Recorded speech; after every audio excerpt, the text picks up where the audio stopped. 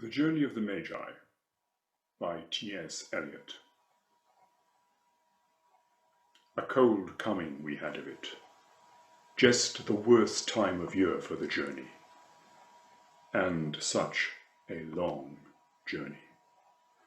The ways deep and the weather sharp, the very dead of winter, and the camels galled, sore-footed, refractory, lying down in the melting snow.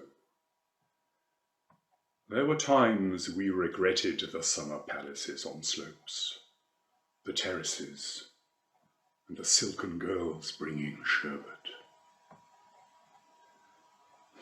Then the camel men, cursing and grumbling and running away and wanting their liquor and women, and the night fires going out, and the lack of shelters, and the cities hostile, and the towns unfriendly, and the villages dirty and charging high prices.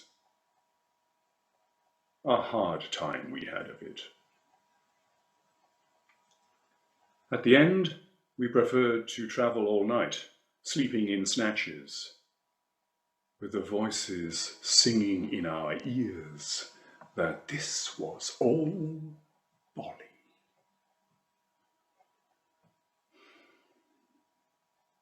Then at dawn we came down to a temperate valley, wet below the snow line, smelling of vegetation, with a running stream and a watermill beating the darkness, and 3 trees on the low sky, and an old white horse galloped away in the meadow.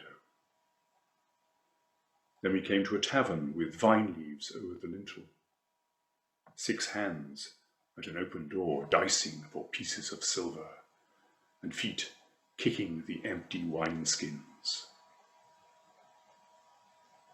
But there was no information, and so we continued, and arrived at evening, not a moment too soon finding the place. It was, you may say, satisfactory.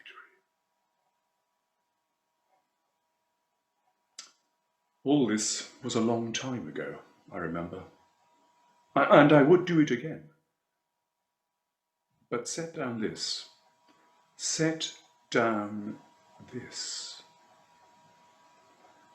Were we led all that way for birth or death?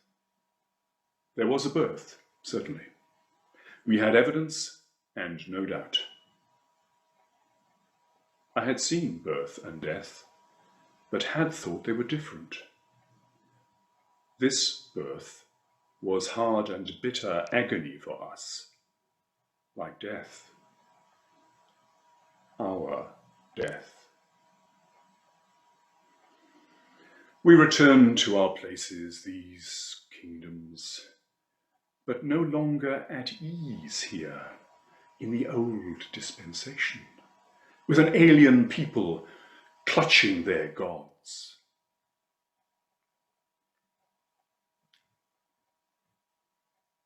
I should be glad of another death,